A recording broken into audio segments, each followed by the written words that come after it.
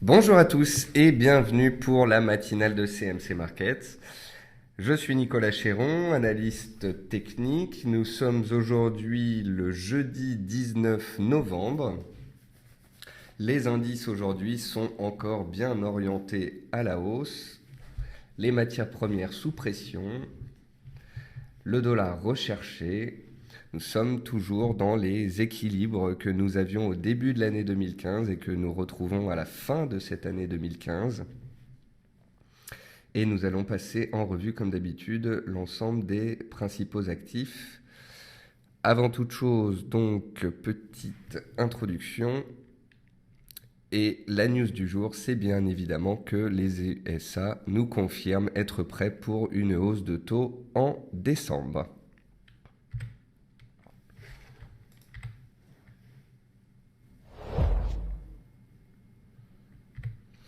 Avant toute chose, un avertissement sur le caractère informatif de ce webinaire, sur les performances passées, sur les CFD. Je vous laisse en prendre note.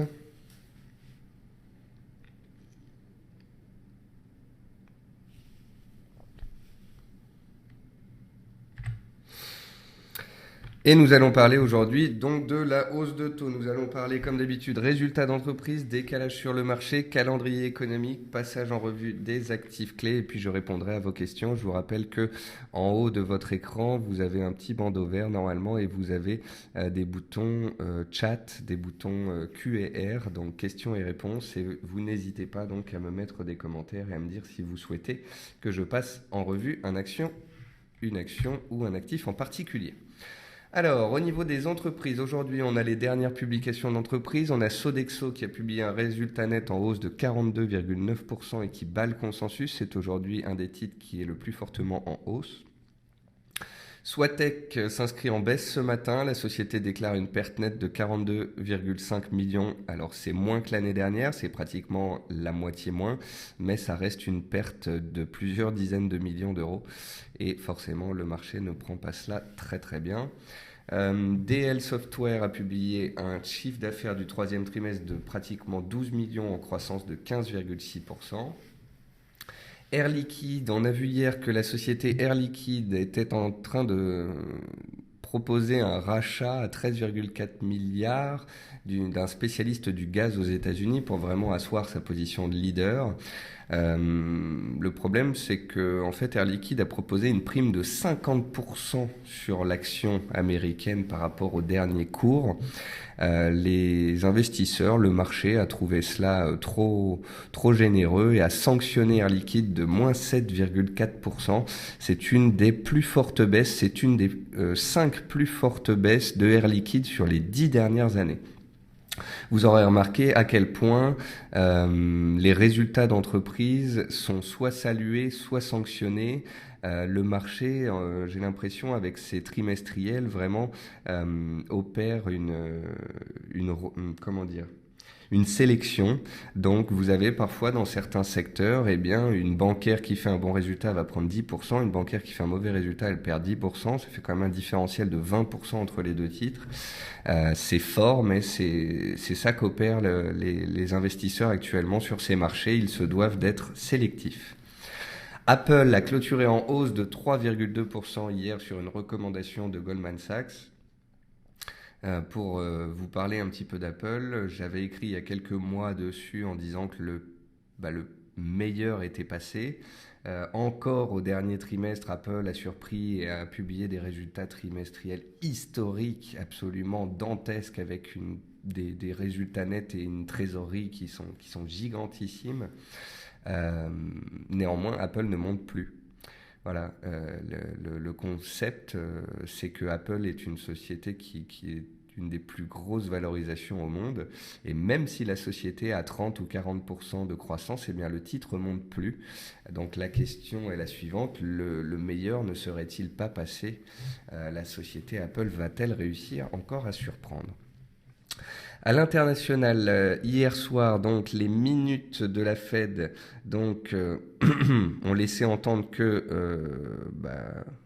la Réserve fédérale américaine pourrait monter ses taux au mois de décembre. Donc une rhétorique hawkish de la part des membres de la Fed. Et cette possible hausse de taux n'effraie plus. Voilà. Vous n'êtes pas sans savoir que quand les taux montent, eh bien, le marché obligataire devient plus attractif et le marché action devient moins attractif. De ce fait, quand les banques centrales sont susceptibles de monter les taux, eh bien, parfois il y a des petites secousses sur le marché action. C'est ce qu'on avait vu il y a 6-9 mois quand la Fed a parlé de monter ses taux. Et maintenant, cette hausse de taux semble dans les cours. Le marché ne s'effraie plus d'une hausse de 0,25 points de base. Je pense que les investisseurs, les opérateurs attendent surtout de savoir s'il y aura d'autres hausses de taux par la suite, combien il y en aura et à quel rythme. Et c'est vraiment ça qui est le plus important. Donc la Fed nous donnera cette réponse au mois de décembre. La BCE également est attendue au mois de décembre, au tournant pour plus d'actions en zone euro, que ce soit Mario Draghi, que ce soit Peter Pratt. Ces décideurs et membres importants de la BCE nous ont laissé entendre qu'il serait difficile d'atteindre les objectifs en termes d'inflation, que la croissance en zone euro restait faible et qu'il y allait très certainement avoir besoin d'un coup de pouce, d'un coup de main de la part de la BCE. Mario Draghi a laissé entendre que de nombreuses options s'ouvraient à eux, notamment donc une augmentation du programme de quantitative easing actuel, que ce soit en montant ou en durée. Et puis, bien évidemment, il y a aussi la carte, le joker des dépôts négatifs. Donc nous verrons en décembre lequel de ces instruments Draghi choisit, s'il agit ou non. En tous les cas, on voit bien qu'il y a d'un côté les États-Unis dont la croissance est forte, le chômage est faible et avec une politique de hausse de taux potentiel, et nous avons d'un autre côté la BCE avec une Europe avec une croissance morne, avec une inflation très faible et une nécessité de tenter de relancer la machine. Quant au Japon, Shinzo Abe avait lancé, vous savez, des grands plans de relance du Japon. Il voulait passer à 20 millions de visiteurs et de touristes par an, autant qu'il voulait augmenter le PIB de 20%, autant qu'il voulait augmenter la croissance, autant qu'il voulait augmenter l'inflation. Eh bien, en tous les cas, on pourra souligner la performance, car pour le tourisme, ça commence à fonctionner. Et Shinzo Abe est même en avance sur ses plans. L'objectif, c'est d'atteindre 20 millions de visiteurs. Et le Japon a récemment eu, donc, en un an, 16,3 millions de visiteurs. Notamment, ce chiffre a été boosté par les Chinois. Statistiques hier, nous avons des statistiques globalement en ligne, mais avec un chiffre inférieur aux attentes hier concernant les chiffres US de l'immobilier. Hier, nous avons eu des stocks de pétrole qui ont été publiés et qui étaient inférieurs aux attentes. Malgré tout, le marché n'a pas payé ces stocks de pétrole inférieurs. Il y a vraiment là un ralentissement économique global qui pèse énormément, et même les stocks inférieurs aux attentes n'ont pas permis au cours de repartir à la hausse. Donc on en parlera tout à l'heure, mais je pense que la hausse du dollar et la hausse de taux potentiels font tellement peur aux investisseurs sur les matières premières que ces dernières restent et pourraient rester encore sous pression un certain temps. Et puis donc hier soir il y avait les minutes du FOMC, on en a parlé il y a quelques instants. Ce jour, donc à 10h30, il y aura les ventes au détail pour le UK, donc c'est United Kingdom, c'est l'Angleterre. Ça va faire bouger évidemment la livre, donc GBP contre d'autres parties, donc GBP USD notamment. 14h30, on verra l'indice d'activité de la Fed de Philadelphie, donc pour les USA. Il y aura aussi les demandes d'allocation au chômage, et puis à 16h, l'indice directeur. On va maintenant pouvoir passer au graphique. Alors, j'ai des questions qui sont posées, j'y répondrai tout à l'heure, je vous répondrai. Alors Paul dit, si le pétrole baisse, tout ce qui est lié au pétrole devrait baisser. C'est-à-dire, Paul, quand vous regardez notamment les sociétés pétrolières et parapétrolières, depuis un an, elles ont fortement baissé. Et elles sont fortement liées au pétrole. Donc vous voyez qu'il y a bien une corrélation forte entre les deux.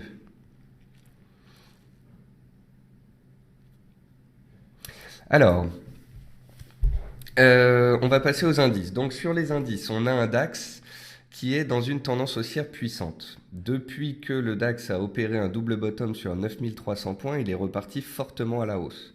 Ici, on a eu un signal de Draghi.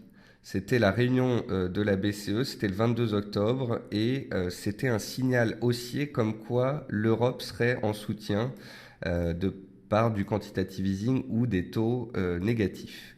Ensuite, donc, on a eu une propagation de la hausse, on est arrivé sous des résistances, on a échoué sous résistance, on a reflué. Avec les attaques terroristes que l'on a eues à Paris, eh bien, ça a entraîné un peu d'aversion au risque en début de cette semaine. On a ouvert en gap baissier sur support et depuis, les investisseurs ont acheté. Ils ont acheté le lundi parce qu'on était sur support et on était à bon prix. Ils ont acheté le mardi parce que la BCE a dit qu'elle était en soutien. Ils ont acheté le mercredi parce que la Fed a dit qu'elle allait très certainement monter ses taux. Et nous voilà jeudi à 11 100 points sur l'AMM 200 jours, qui est une moyenne mobile d'importance à très long terme. Après 4 séances de hausse consécutives. Et donc voilà, nous sommes dans un marché haussier avec des opérateurs qui aiment le risque et qui se placent à l'achat sur les indices. Le message que je voulais vous donner ce matin, c'est que bien que la tendance soit haussière et donc que je vous spécifie que le DAX est haussier, eh bien je me permets ce matin d'utiliser des mots comme euphorie, comme surachat, comme surextension haussière, comme gap haussier qui pourrait nécessiter un comblement de gap. Et je pense que le mot qui conviendrait le mieux, ce serait la prudence. Voilà. On avait regardé ensemble d'autres indices qui nous permettaient de savoir où on en était sur le paysage indiciel global. L'indice le moins fort, c'est le FTSE. Alors pourquoi est-ce qu'il est le moins fort? C'est parce qu'il y a des bancaires dedans et puis des sociétés qui sont très liées aux matières premières. Vous avez peut-être entendu parler de Glencore, entreprise dont le cours a perdu récemment encore 50% et qui est sur des plus bas annuels. Donc le FTSE, on avait vu ensemble la semaine dernière qu'il bloquait sous une oblique qui passait par les plus hauts. Et puis il était revenu sur support. Il a cassé le support, il est revenu, et vous voyez un beau triangle ici, chartiste, qui se dessine. Donc on est revenu sur la borne basse du triangle pour prendre appui. On est reparti très vite, très haut, et on arrive maintenant sous la borne haute. Alors, étant donné que les statistiques sont bonnes, étant donné qu'il n'y a pas d'éléments exogènes, étant donné que la Fed est positive, étant donné que la BCE devrait donner un coup de main, étant donné que le mois de décembre est un mois relativement positif d'un point de vue statistique, on a l'impression qu'on va sortir de ce triangle par le haut. C'est en tous les cas une forte probabilité. Maintenant, la question, c'est de savoir si on va en sortir tout droit ou si au contraire on va faire une nouvelle rotation dans la figure. On a touché la borne haute, on s'est approché de la borne basse, là on s'approche de la borne haute, on pourrait refluer un petit peu, puis passer. Ou bien on pourrait passer, puis faire un pullback, puis ensuite redémarrer. En tous les cas, il faut savoir raison garder, savoir aussi être prudent, savoir des fois remercier le marché quand il nous a donné des beaux trades et des beaux mouvements sur 4-5 séances. Mais une chose est sûre, la tendance est haussière sur de très nombreux indices, les acheteurs sont là, et même si on doit refluer aujourd'hui ou demain, eh bien par la suite, les acheteurs en théorie devraient être là et le mois de décembre pourrait être positif si on respecte la saisonnalité et les statistiques historiques depuis 100 ans. L'Eurostoxx c'est intéressant à regarder parce que voilà, lui il permet d'être factuel. Donc, alors excusez-moi, je vous ai pas mis le graphique en grand, je peux vous le mettre encore en plus grand, ça faut pas hésiter à me le rappeler si j'oublie de le faire parce que j'ai pas mal de choses à penser quand je prépare mon émission. Voilà.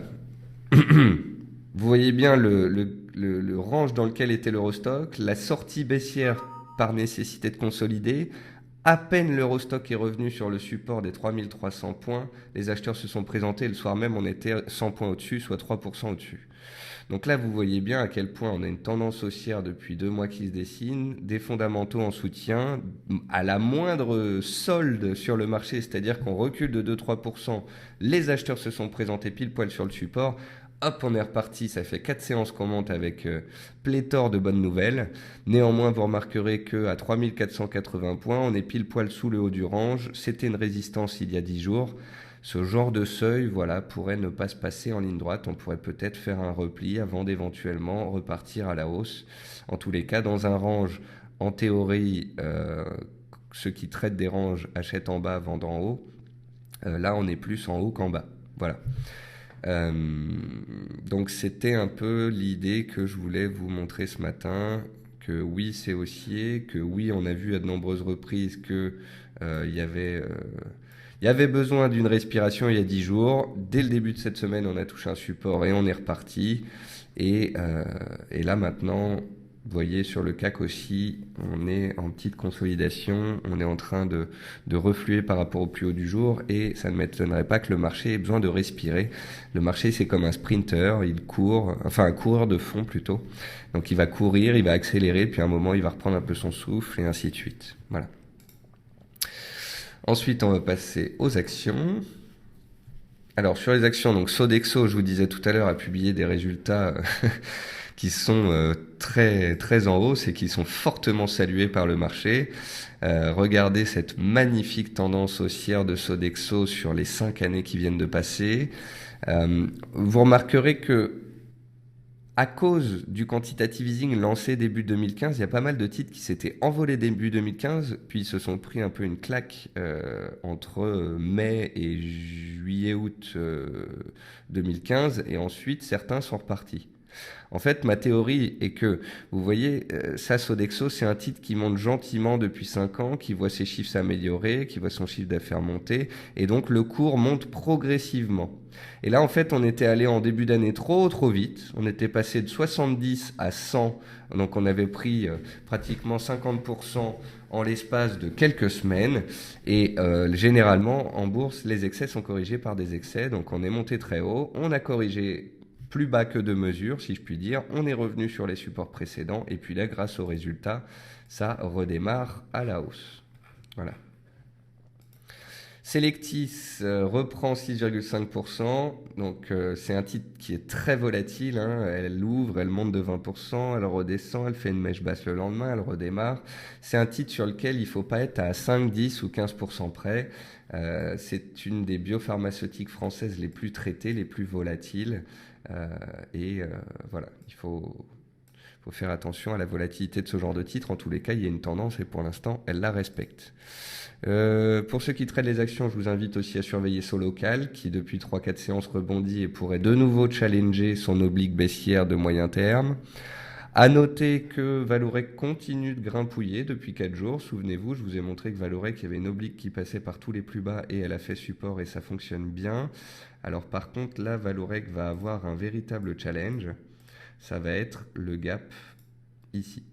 Voilà, le gap qui est entre 9,70 et 9,90 qui avait été ouvert suite à la publication des résultats qui étaient ressortis en baisse puisque Vallourec c'est une parapétrolière et que le pétrole a fortement chuté et reste sous pression. Et puis à la baisse, Corian perd 10%. Là, ça ne pardonne pas. Swatec, publication de résultats, moins 2. Genfit, c'est un titre qui est très suivi en France, qui a été très tradé par les particuliers. C'est un titre sur lequel j'essaye d'être très factuel. Alors que Genfit avait touché les 30 euros au mois d'août, j'ai exprimé le fait qu'elle avait touché un support majeur et qu'elle y avait réagi. Ensuite, je me souviens que ici, quand elle est venue, elle est sortie de son canal orange ici, elle est partie à la hausse, elle est revenue faire un beau pullback là. Depuis, j'avais suivi le titre à la hausse et j'avais expliqué, voilà, tant qu'on est sur l'oblique, ça monte, ça monte, ça monte. Et puis, il y a 3 jours, 4 jours, lundi, on a ouvert sur une bonne nouvelle. Dès l'ouverture, j'ai dit, bah voilà, la résistance et le prochain objectif, c'est 47. Et une fois qu'on a touché 47, j'ai dit, voilà. Le constat, c'est que Genfit, il y a une bonne nouvelle, elle prend 15% aujourd'hui. On est sous les 47, on est sous résistance. Elle vient de prendre 50% en 2 mois. Et va peut-être y avoir une publication d'importance dans une ou 2 semaines, ce qui va peut-être faire que certains opérateurs vont sortir pour ne pas prendre le risque d'une déception.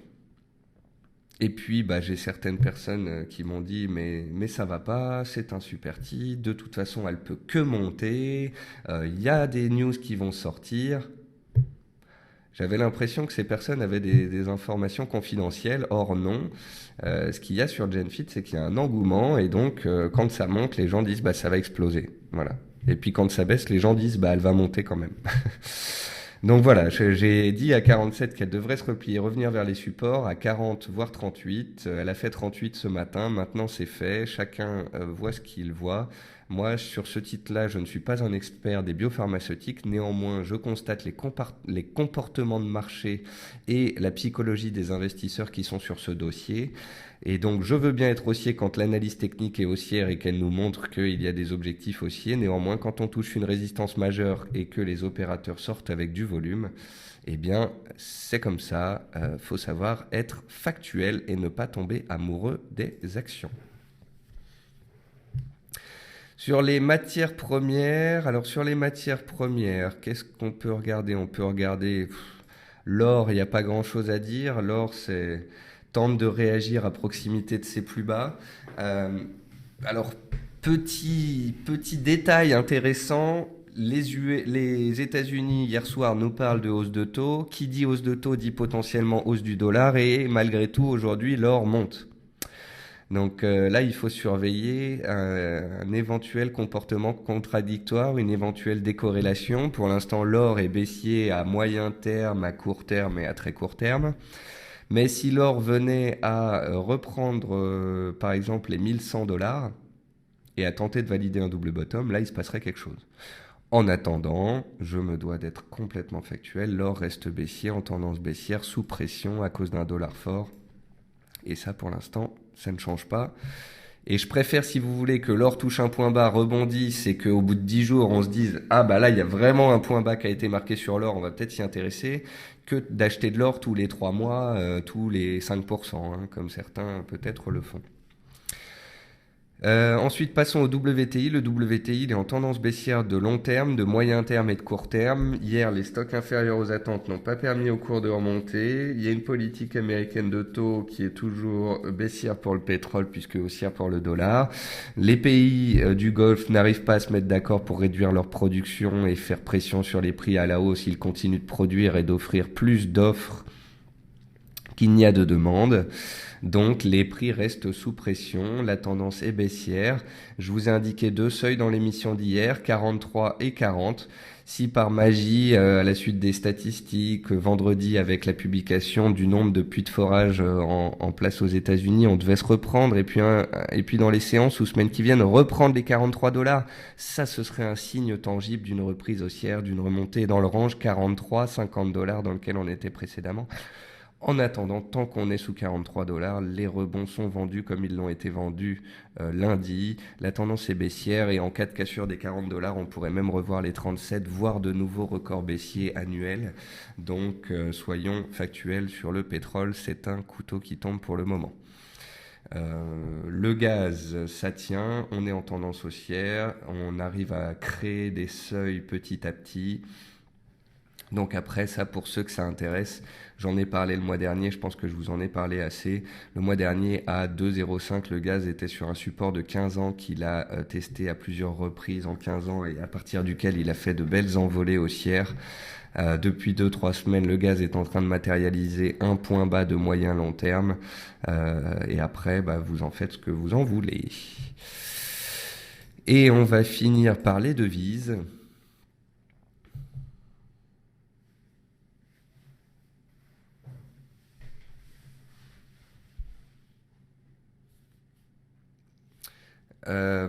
Alors, je parlais de l'or il y a 5 minutes et il y a Sofiane qui me dit bonjour.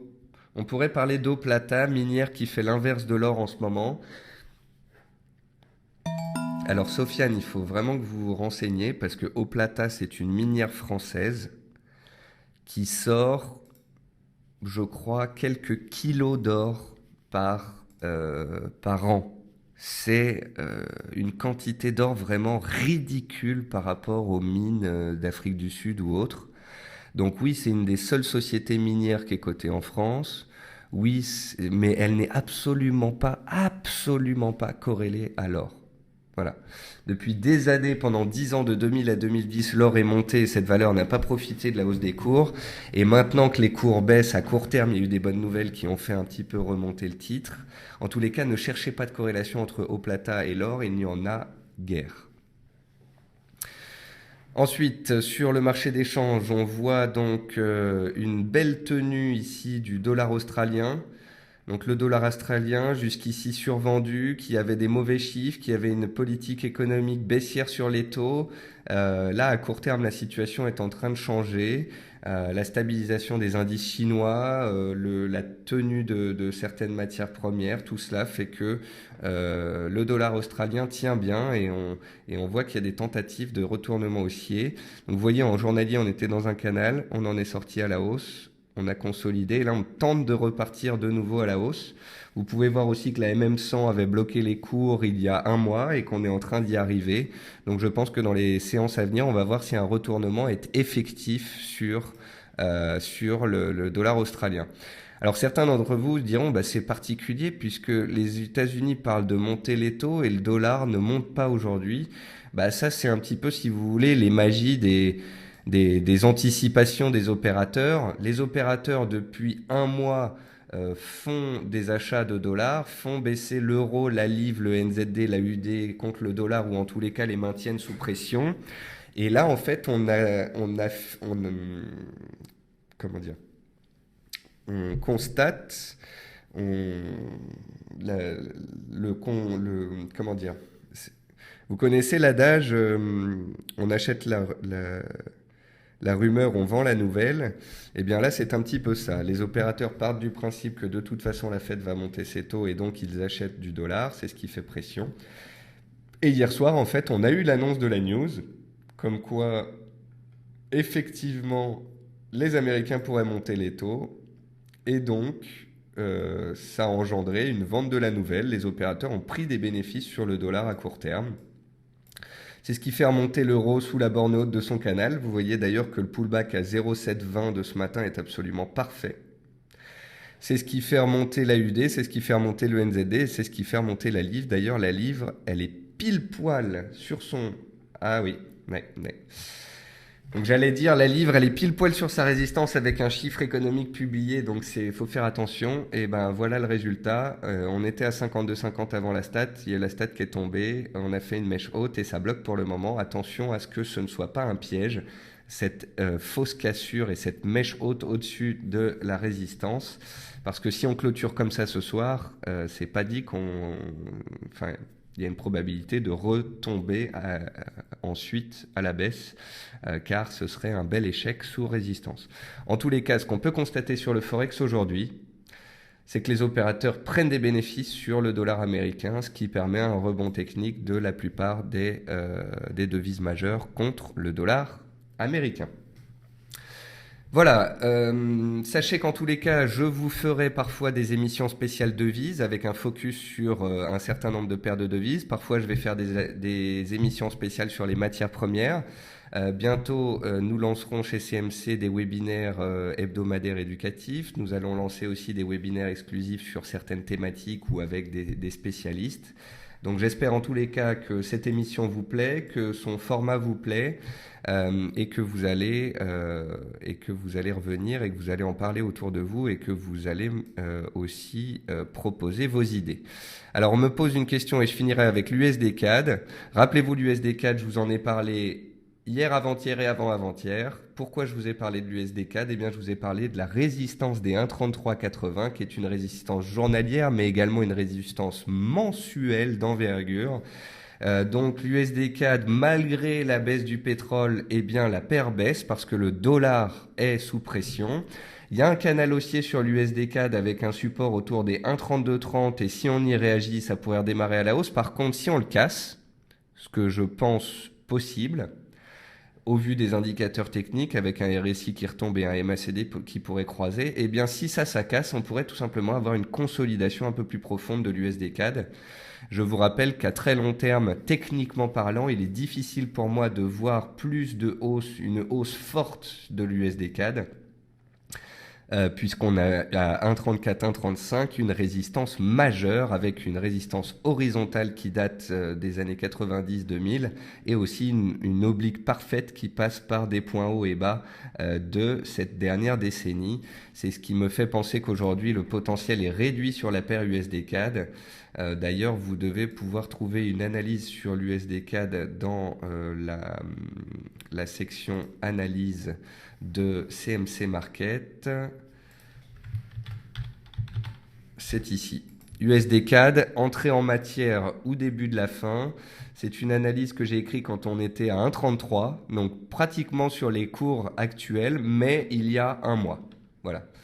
Donc je vous invite à lire cette analyse-là, je vous l'ai envoyée dans le chat. Sinon, vous allez sur la page Actualité et analyse du site CMC, en page numéro 2. Et en début de page numéro 2, vous avez ici USD-CAD, l'analyse dont je vous parle. Voilà, sur ce, on a passé les actifs en revue. J'ai répondu à vos questions. Je vous remercie donc d'avoir suivi cette matinale qui sera, comme toutes les autres, postée sur YouTube, puis postée en tant qu'article ici dans la rubrique News et Analyse. Dans les séances qui viennent, je vais faire des vidéos pour certaines sociétés que je publierai également sur le site ou sur Twitter qui seront intéressantes. C'est des vidéos de moyen terme. Je vous rappelle que début de semaine, lundi, mardi prochain, je serai absent, que l'émission de la matinale reprendra mercredi prochain à 11h exceptionnellement. Puis à partir de jeudi prochain, ça reprendra à 10h normalement. Je vous invite bien évidemment à partager avec d'autres amis traders sur les forums, sur les chats, le lien de cette matinale et je vous retrouve très bientôt. Voilà, je vous souhaite une très bonne journée, à bientôt.